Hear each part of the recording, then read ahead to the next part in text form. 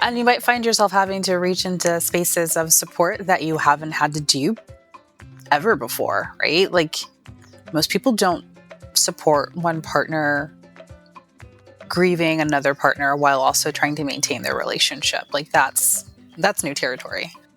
Welcome to Normalizing Non-Monogamy, the podcast where we interview incredible people from all over the world to hear their personal journeys of self-discovery through the lenses of love, sex, and relationships. Our mission is to show people that they're not alone and to inspire them to embrace their true selves so that together we can open minds and live authentically without shame.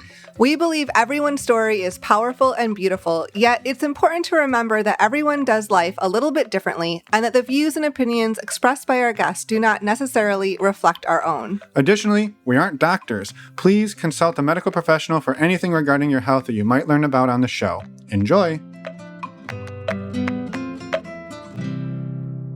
Welcome, everybody. This is Meshai and Fin. Welcome to Ask Us Anything, where we get questions from the community and we answer them to the best of our ability, just to be able to be supportive and maybe talk about the things that get stuck in our head a little bit.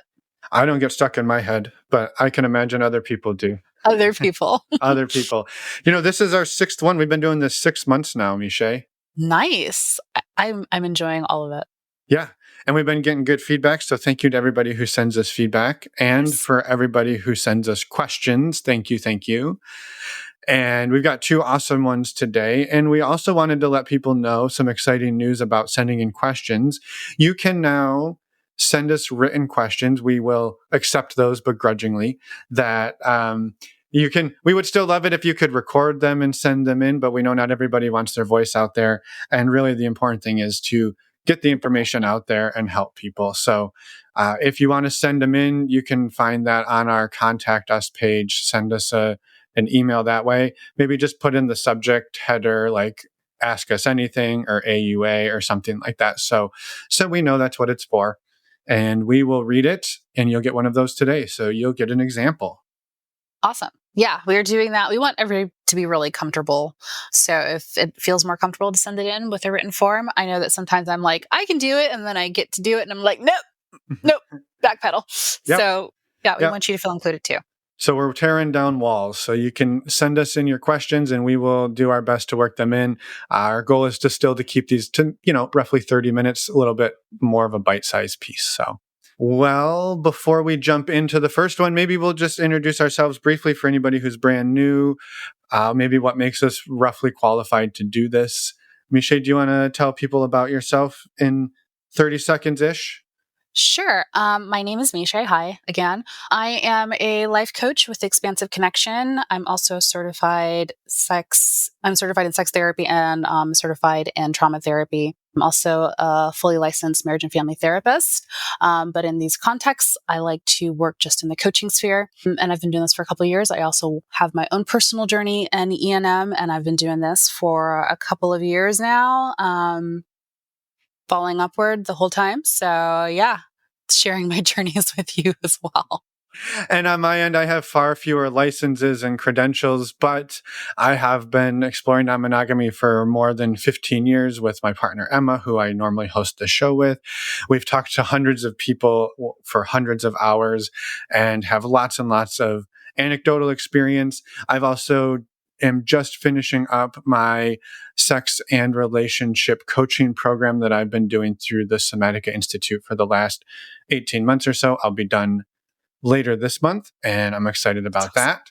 Are we doing cake when you're I think we should do some cake, And well, we're recording a little bit early, but tomorrow is Pie Day, so maybe I'll have a celebratory piece of pie. I like this. All right. Fantastic. Well, let's jump into the first one. And this first one is one that was sent in via voicemail. My wife and I are thinking about being more open and public about our being in an open relationship.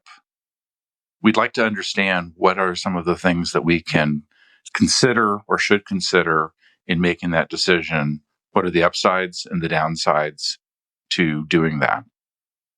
All right. So coming out, being more out in public, just being more of who you are, Meshai, what are your thoughts on the pros and cons of this? I think that the first thing, because I'm always like, what are the things you got to watch out for? What are some things that might be a little sticky? I think it's like the very first thing that most people think about is like the fear of being recognized. Like, what happens if like I run into like a coworker or a friend, or if you're still involved in like religious circles, like what happens if I run into somebody from like small group or something? I think a lot of people in the community have done a lot of dates that are a town over or 2 towns over. So what does that look like if you're doing it locally? And so those are some things to like think about. Maybe we don't do it at are there certain places that we don't go to because it runs too close to work life or kids group, like what kind of groups my kids run into, or friends. Like if a lot of my friends live in this particular area, maybe I don't go to that particular area so that I feel freer to have public displays of affection in public. But I think like before doing that, it's really important to be able to have like a conversation with your partner about what it is you say to someone if you do run into someone that you know, so they're not sitting there sweating buckets trying to think of something on the spot. I think that could just be really uncomfortable. Or maybe you're just like, I've decided that this is what I'm going to do and I'm going to just move forward and be open about it. But if you're going to do that, it's also recognizing that on some level, you'll have to be open with everyone. Yeah. Yeah, I love that. I think the thought that comes to mind for me is almost an order of operations of thinking about who do I need to maybe come out to explicitly before we are just showing up, right? And so Mm-hmm. to your point, like maybe one part of town is we're likely to see a whole bunch of friends, and that's a place that we're okay coming out to. So we need to go to those friends, either individually or as a collective, and say, here's something you don't know about us. Here's something you might see me or you might see my partner out at dinner with somebody else, holding hands, kissing. Like, we're not cheating on each other. This is what's going on. Similar for work, right? Maybe you are okay coming out at work and that's part of that, but maybe your work is sales and you're like, okay, I don't want to come out to all of our customers. So Yeah. could you not go to this part of town because I have a lot of customers over there or whatever, right? So just because you're coming out doesn't mean you have to come out everywhere. It doesn't mean you have to come out to everybody, and doesn't mean you have to just be 100% like unfiltered everywhere you go, right? You get to kind of control the level at which you do this. Also, I think if you're going to come out to some people, it's also important to have the conversation around what happens if that kind of starts to look like rejection or people distancing themselves from you because you've come out. So being able to not just have the conversation about like what happens if someone sees you with another person, also what happens if you tell these people and they start to pull away from you. Yeah. Yeah, definitely one of the risks is that the more you are yourself, that you may start to see the people that you thought were your close friends and your confidants not be quite as close. Mm-hmm, mm-hmm. Which is hard. I think it has the double-edged sword of also being somewhat of a reward that you will, as you continue to be more and more yourself, you will inevitably attract more and more people who are like you and who are like who share those same beliefs. And so I think being aware that there could be a little bit of a changing of the guard in some sense of the word, that some of the people who you were close to might be less close, and people that you weren't as close to or maybe didn't even know are now much closer to you than you ever thought was possible. So just something to be considerate of. Yeah, I definitely remember telling someone that was really, really close to me about what I was doing. And although their words were really kind, not necessarily supportive, but they were kind. And I could tell that from the conversation, they were like, this sounds like something you do because you're crazy. Also, she was like, I couldn't do that. And, there was like some inflections of like, marriage is very sacred and like that it holds in this container. And these are all values and things that I support for her as well.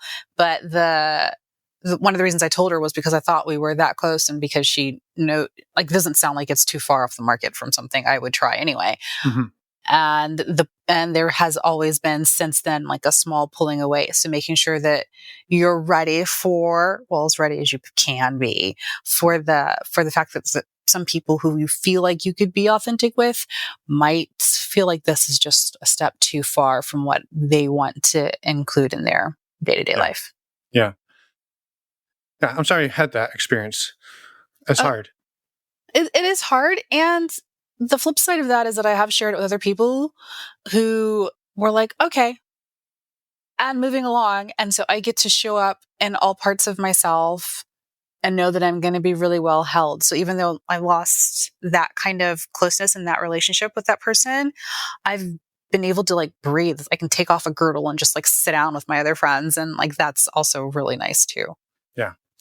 Yeah, for sure. And I think, I mean, we're straying, I'm about to stray a bit from the question, but I think there is some beauty in that often remembering that it's not about you, right? It's probably more about the other person, what they've got going on.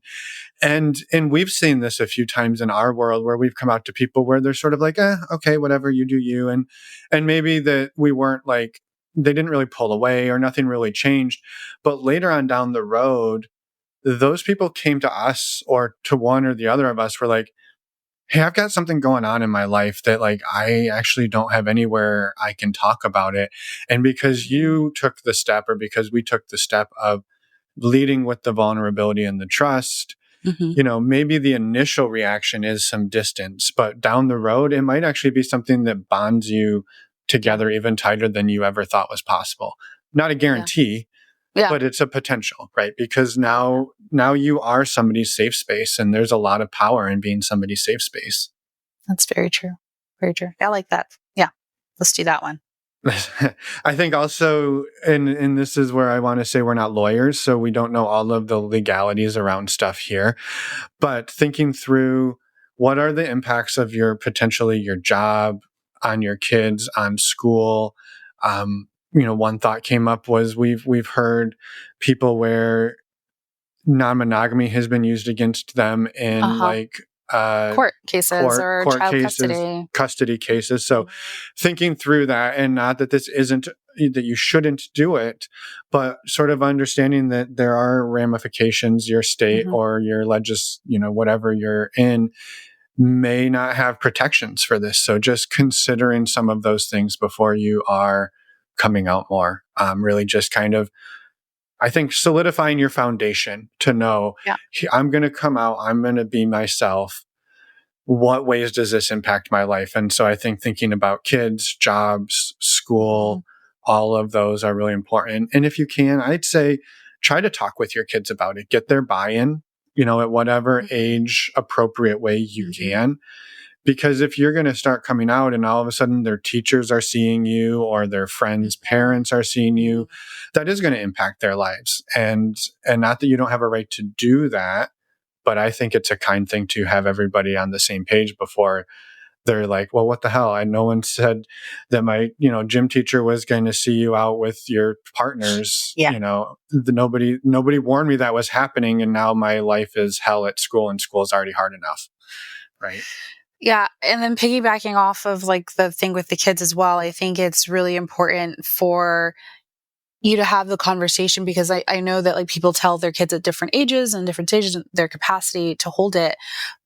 But having the conversation about privacy versus secrecy, like, and being able to talk about the difference with your kids, because we don't want them to carry our secrets for us, or to feel like, this is the beginning of blurring those lines.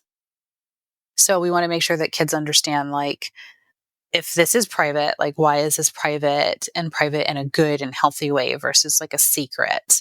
So that they can engage with you appropriately. And because you're recognizing that you're trying to protect them from like blurting it out to the gym teacher and now everything's weird, Yeah.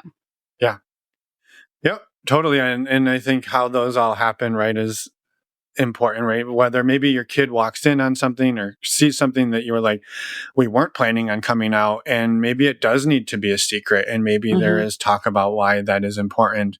But I think too, if you are more intentionally coming out, to not be in the position of saying, well, you can tell your friends' parents, but don't tell grandma and grandpa, or you can tell grandma and grandpa, but don't tell Uncle Joe, right? Yeah. Like it gets Yeah. really then like, Really okay, confusing. I can't even keep track of who the hell I'm supposed to tell and not tell. And now I'm expecting my 7-year-olds to do it, right? That's so just being mindful about that as you start down that path, because it can be a slippery slope. And once you crack the door, there's no guarantee that the door doesn't open itself up. And I mean, kids just tell all your business. Like, there's some things you just think that you don't have to tell them, and you're over here realizing they're giving like your financial breakdown to someone, and you're just like, that happened today. Yeah. So making sure it's really age appropriate, because most kids can't hold water in a bucket, or they get really, especially if they get really excited about your person, they're going to want to talk about it with other people, you know? Yeah. So what does that look like? What does that overflow of enthusiasm from kids look like too? Yeah, that's such a great point, because they don't know. They don't, for the most part, kids don't know that there's social shame and stigma around all this shit. And they're just like, Mo, I love when this person comes over and they're so exciting and I had a great time. And maybe they're telling grandparents like, yeah, every Tuesday, so-and-so comes over for 6 hours and mommy goes and stays somewhere else. And all of a sudden you're like, well, I get why that was all exciting. You got to have a sleepover in the fort in the living room, but now there's a whole bunch of information out there that we didn't know was going to be out there. So, yep. It's like, can't put that back in the toothpaste tube. Like, it's out there. Okay, so what are some of the rewards then? Yeah, I'm so glad you said that, because I was going to say, which I think like leads into some of the rewards, which you and I chatted about earlier, was really the freedom to be yourself, right? Because then you get to jump in and celebrate with your kid, for example. Like, you get to have a sleepover in the living room in the pillow fort every Tuesday, and we get to tell grandma and grandpa, and we get to tell all your friends, and everybody gets to be excited about it. So you don't have to hide anymore. You just get to be you, and everybody gets to be excited. Yeah. Like, oh, you both want to watch anime? I don't have to. I can go do something else. I'm excited for you too. That those are great things. And then they're probably want to tell their kid, their friends and stuff like that. So, I like the idea of being able to show up with authenticity around just like the ability to be seen as your full self in society is what makes monogamy and the constructs that support it kind of like continue to live on. Right? Like, even though sometimes we all recognize there's parts of monogamy where we're like, well, we know this does not work, but we also know that there's social structures that help to hold it, and the reflections back of like the good parts and the parts you strive for are good. And so like we kind of want the same things on a lot of levels, right? Like that's kind of part of like the social structures of being seen and validated. So I think we were talking about earlier how nice it is to be able to go to your partner's house or hang out with their parents or hang out with their siblings and have that validation reflected back to you as being an integral part of that person's life. And that feels really good. Yeah. That it's not weird, right? That what you're doing is just the norm. That you can show up and, cook holiday cookies with your pseudo in-laws, right? Because that's just cool, and nobody has to pretend that, oh, this is Finn, he's a friend. And then the whole time I'm talking, I'm like, okay, only say things that friends would say, right? And so how much policing, right? And so to be able to just throw the shackles off and say, yeah, I'm just going to be me. There is a lot of power in that. Or to be able to go out in town and not worry, like, can I hold hands on this street or not this street? What about this restaurant? What if this person? So there is so much freedom in that, to be able to just be yourself. I think that to me is the biggest reward of it. Yeah, I agree. I mean, I think I will just say one other like small side reward stuff that can happen is it can start opening up. Maybe like there can be some financial benefits, right? If you can let's say you can tell grandma and grandpa that on Thursdays we both go on dates with our partners and you get to watch the kids, then you don't have to find a babysitter, right? And maybe then there's some really cool things that can happen there. Not that you have to tell them why you're going out for it to be legit, but it would be kind of nice, right? I can see to be like, hey, this is why. And we don't have to hide. Or something happened with one of the kids and they text one of the parents, and now you're at two different restaurants on separate sides of the town, figuring out how you come back together to pick up your kids in a timely manner. Like there's stuff that happens. Yeah. And when you're just being honest, you don't have to worry about all of the logistics and craziness of it. So I agree. I like it. All right. Well, I feel like we solved that one. Solving the problems of everybody here. Okay, we're solving world peace. I couldn't get that out. We're solving world peace. Yeah. All right. Well, should we see what happens in the next question when relationships end, Meshai? Yeah, let's tackle this one. Yeah. This one is our first written question. So I'm going to read it. And it's a fairly short question, but I think it's a really powerful one. And it's one that we haven't talked about really yet. So the question is, how do you balance being sad or heartbroken over a breakup with one partner while still being madly in love and happy with your spouse or another partner? Especially if it's a breakup that includes no contact and you don't have the option to remain friends with your former partner for the time being. Additionally, what advice do you have for the person supporting their partner going through a breakup or grieving a relationship while you're still enjoying your thriving relationship with them as well? That's a good one. Yeah. I think this is one of those that, to me, doesn't get, when people think about opening their partnership, it's what are all of the fun adventures that we can go have, or even the fears of, well, what if you leave me? What if all of these catastrophic things happen to us?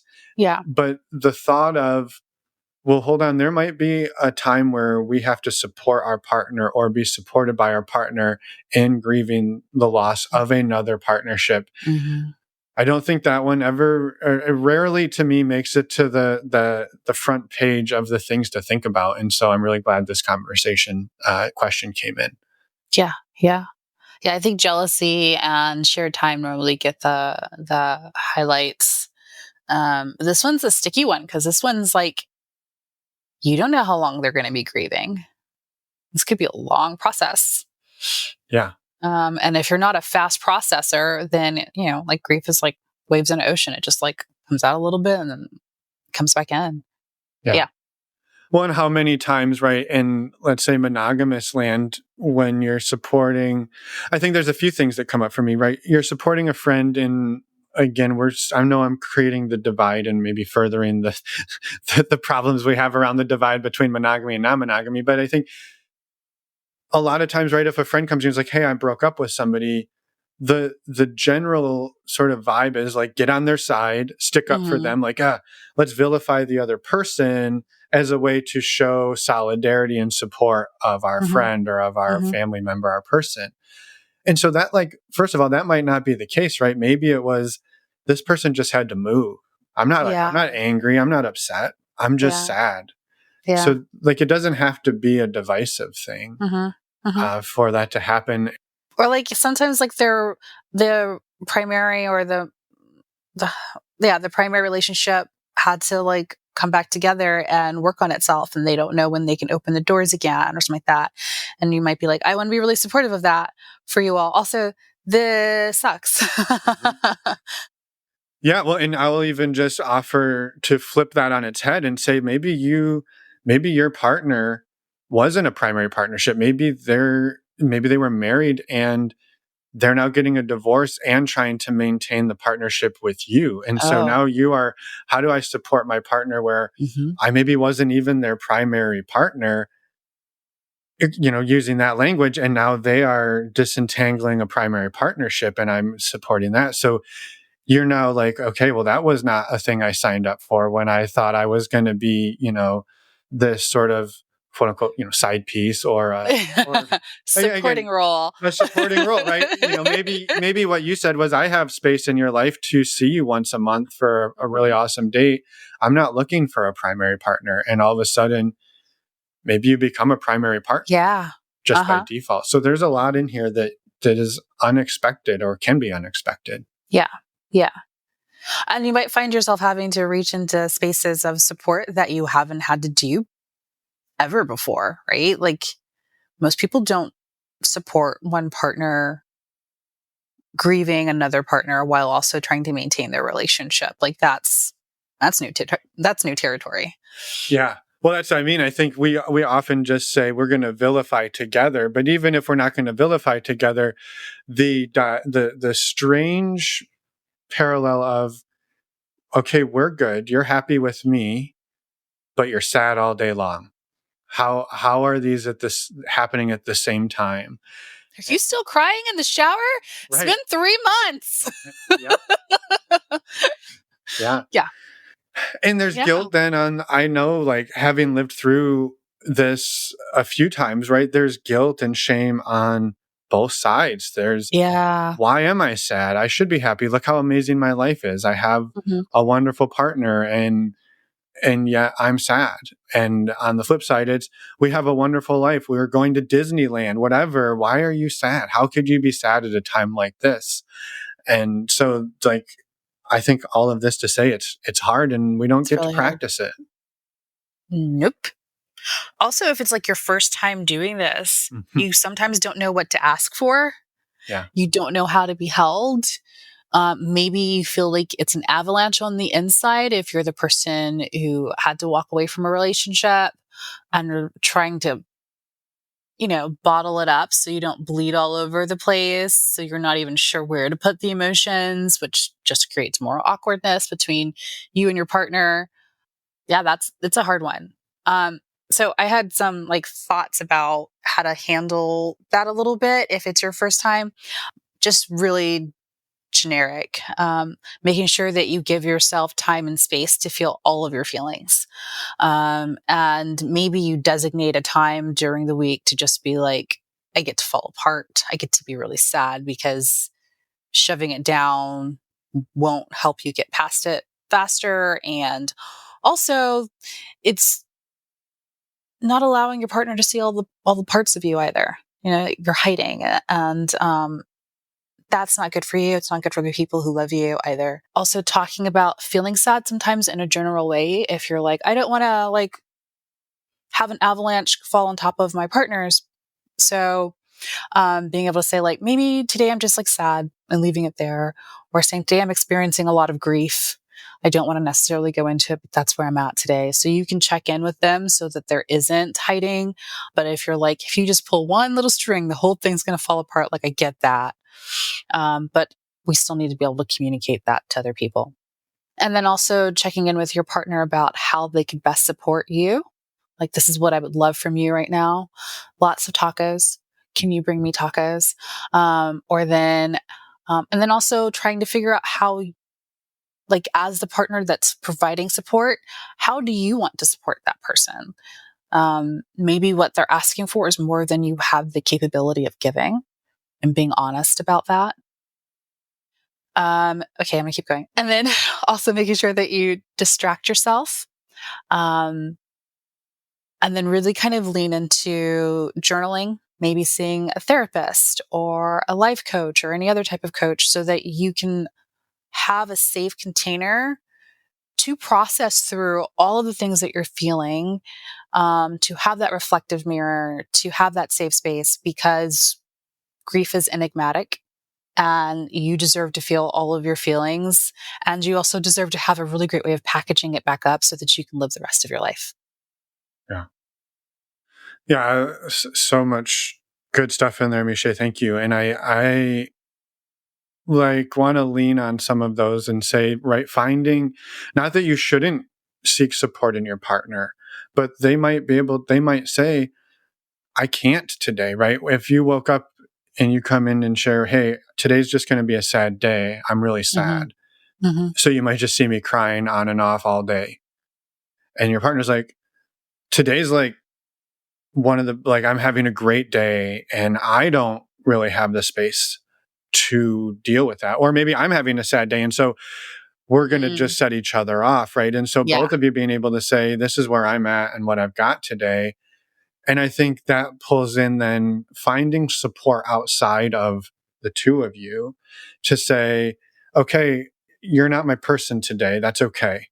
I'm going to go and I'm going to go have a call with this group of people, or I'm going to jump into this space over here and get support. Because, I mean, the reality is we can't be 100% of anything to anybody. And so to also think that you're going to now be their 100% of their support as they grieve Yeah. and process a breakup, that's not possible either.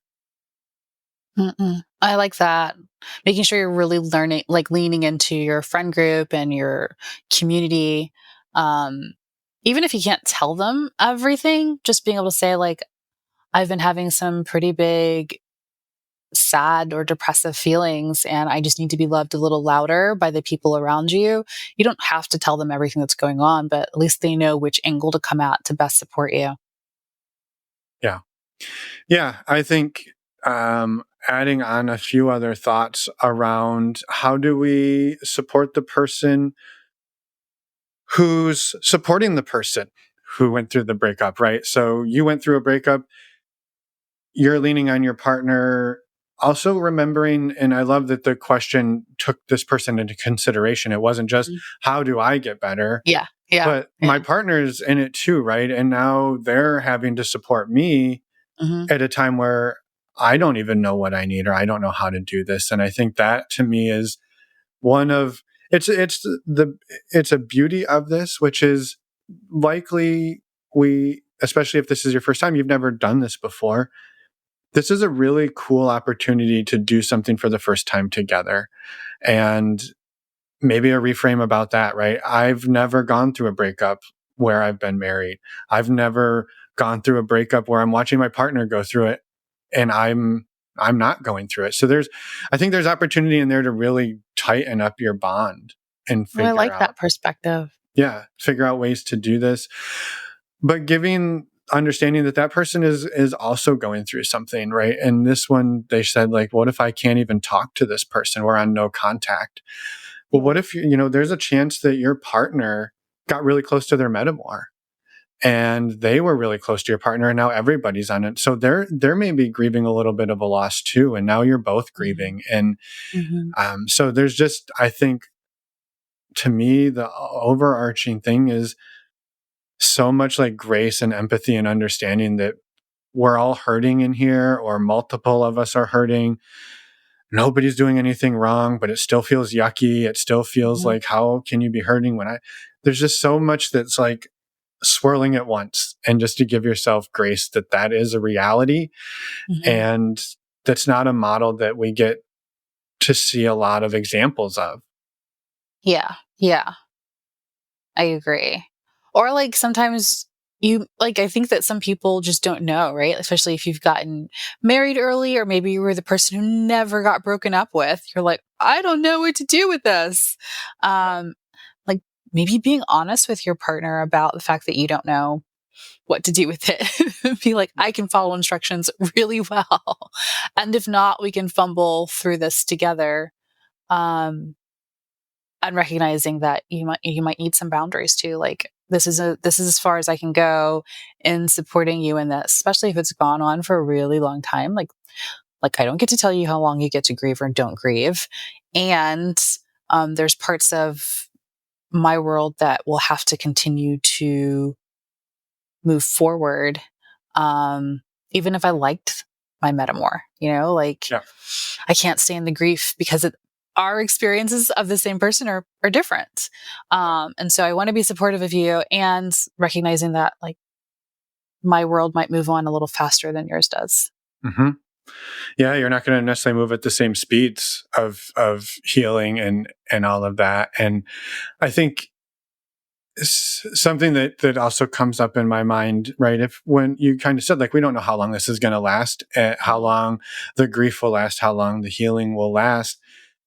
I think too, remembering that it's not uncommon when you see somebody go through a breakup, monogamous or non-monogamous, that they break up, then 3 months later they get back together, and then they break up, and then it may not be a linear path. Yeah. And so now you could potentially be going on this ride of, especially if you're not super differentiated from your partner, which, guilty, a lot of the time, where if my partner is upset or angry because of some way that they feel they've been treated, it's pretty quick for me to be like, yeah, fuck yeah, I'm right there with you. And then like a week later, they're like, okay, well, we're getting back together. And I'm like, hold on, what? Like, I thought we were pissed off at this person. Why are we now getting back together? I'm confused, right? And so to just understand that you're about to go on this like roller coaster of emotions, and they're not going to make sense a lot of the time because maybe they aren't even yours. So just Yeah, that's keeping that true. in mind. That's so true. Oh, we like this person now? That's where we're at? Okay, I need a day. Hold on. Gotta wrap my head around this. Oh, you did say something when we were talking before we started recording about like I should be enough. For my partner, like my love, my joy for you, my excitement and investment in our relationship. Why isn't that enough to help buoy you up? So that you're not always or sometimes stuck in this sadness, or in this grief. Like, why isn't what we bring to the table enough to kind of help carry you through this harder space? I think that's like a real thing. Mm-hmm. And sometimes it socially signals to other people, like it can trigger on an insecurity of like, are we not as amazing and great as I thought we were? Is my love not as big to you as I thought it was? I thought we were special. Is the specialness not Yeah. like enough? And or even makes you question, the relationship, like is the structure and the roots of it just as big, if not deeper, than the relationship that you were just in? What does that look like? So it might create some like relationship comparison down the road. Yeah. Yeah. And I love that. And I think like even weaving in a thought to that around back to how can we support one another and asking for the support we need. And maybe in those moments, there's an opportunity there to say, hey, like I'm feeling like my love isn't enough, our relationship isn't enough. And maybe taking that and going, well, what would help here? Right. So I think we give the person who's grieving the opportunity to ask for what they want. But I think there is a place and space for the partner who's maybe supporting the breakup to say, what I need today is we need to go to the trampoline park and play basketball and do fun stuff, Yes. because I get that you're going to be sad for the next 6 hours or 6 days and 20 hours. But I'm missing you, and I need a couple hours of fun with my partner, not to erase the pain, not to get rid of it, but like I'm needing that. That's some support I need. Could we do that? We got room for the sadness. I don't want you to be inauthentic, but could we try to go do something light and fun, right? Start to build that back in. Mm-hmm. Oh, that's brilliant. All right. We've solved world peace again. Did you guys just hear that? That was amazing. So now you know how to break up without any trouble, and you know how to come out without any trouble. Yes. Well, while remembering that the reality is all of this is actually really fucking hard. And I tend to reframe stuff as like, how awesome that I get to go on this interesting journey or adventure of doing this thing, but that doesn't mean it's not hard. All right. So I guess, how do we feel about these two? We've tackled coming out. We've tackled breaking up. I think the takeaway for me from both of these and most everything that we talk about here together is it's not easy. It's hard, and we're pushing against the grain. Yeah, and that you don't have a lot of reflections of how to do this well. Like there is like a well-beaten path to follow, and so you are kind of making this up as you go along to the best of your ability. So you might mess some of this up and you might land it perfectly, both of which are okay because we're human, having human experiences. The whole point is just to show up as yourself and to do the best that you can. Yeah.